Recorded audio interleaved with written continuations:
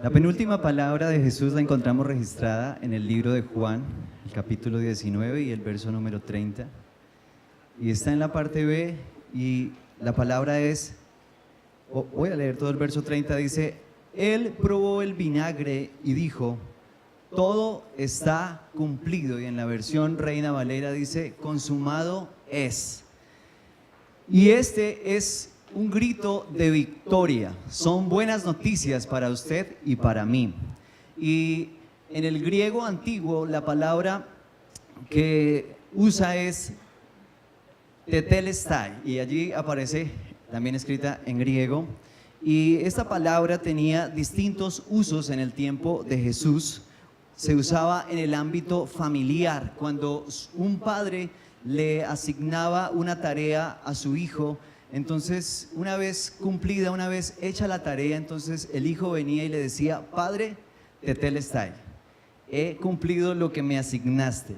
Y es interesante el verso que vamos a ver a continuación acerca de la vida de Jesús. Quiero que usted lo lea conmigo. Está en Juan capítulo 4, verso 34 y dice: Jesús les dijo: mi comida es que haga la voluntad del que me envió y que acabe su obra.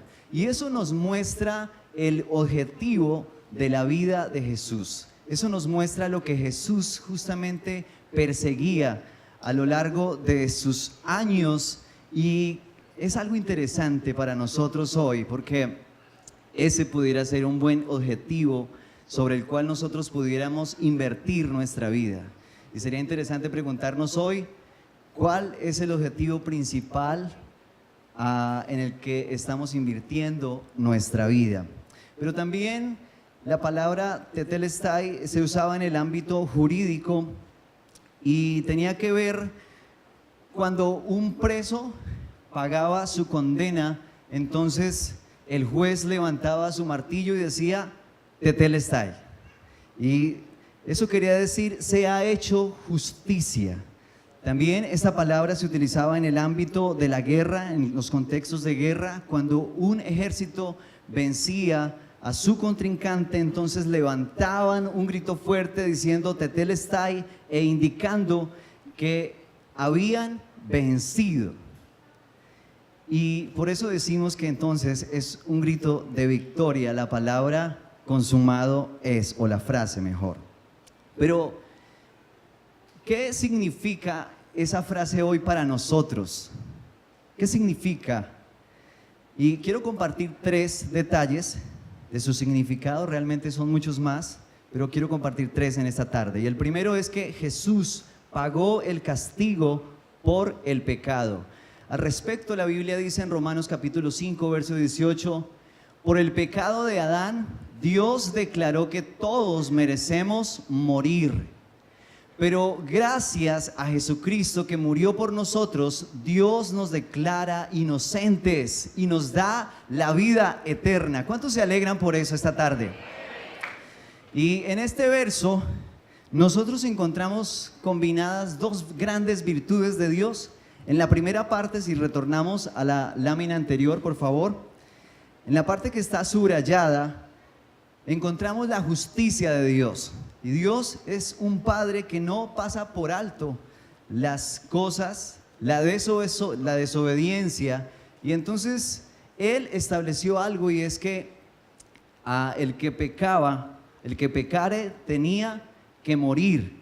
Pero en la siguiente parte, en la parte B, la que no está subrayada, nosotros encontramos la siguiente virtud, y es que dice que gracias a Jesucristo que murió por nosotros, Dios nos declara inocentes. Y eso tiene que ver con la gracia de Dios, que nos da justamente lo que no merecemos. El siguiente detalle que quiero compartir tiene que ver con que Jesús derrotó el miedo a la muerte. Y hay un verso maravilloso, quiero que lo leamos juntos. Dice: Jesús pagó el castigo por nuestros pecados, pues el pecado de un solo hombre, Adán, hizo que la muerte reinara sobre muchos. Pero aún más grande es la gracia maravillosa de Dios y el regalo de su justicia, porque todos los que reciben o los que lo reciben vivirán en victoria ¿sobre qué? Sobre el pecado y la muerte por medio de un solo hombre, y este es Jesucristo. Así que en el mundo muchos le tienen miedo a la muerte. De hecho, nosotros le teníamos miedo a la muerte, pero Jesús les quitó o nos quitó ese miedo a la muerte. Yo quisiera que levantaran la mano aquellos que ya no le tienen miedo a la muerte. ¿Por qué no le tenemos miedo a la muerte? Bueno, porque Jesús nos dice en su palabra que así como Él resucitó, nosotros también resucitaremos, y eso nos quita todo miedo a la muerte. Y finalmente Jesús, cuando nos dice consumado es, nos está diciendo que Él destruyó el poder de Satanás. Mire lo que dice este texto: Él nos libró del dominio de la oscuridad y nos trasladó al reino de su amado Hijo, en quien tenemos redención, el perdón de pecados. Y Satanás, antes que nosotros tuviéramos a Jesús, nos dominaba, nos tentaba, nosotros terminábamos cayendo en sus tentaciones, pero una vez que nosotros caíamos en la tentación, Él lo que hacía era condenarnos. Pero ahora Jesús nos ha dado el poder, la capacidad para resistir la tentación. ¿Cuántos han experimentado y experimentan ese poder? ¿Cuántos tienen victoria cada día? Y cada día nosotros podemos decir al ir a ya conciliar nuestros sueños: he peleado la buena batalla, he resistido la tentación, ¿cierto? He guardado la fe.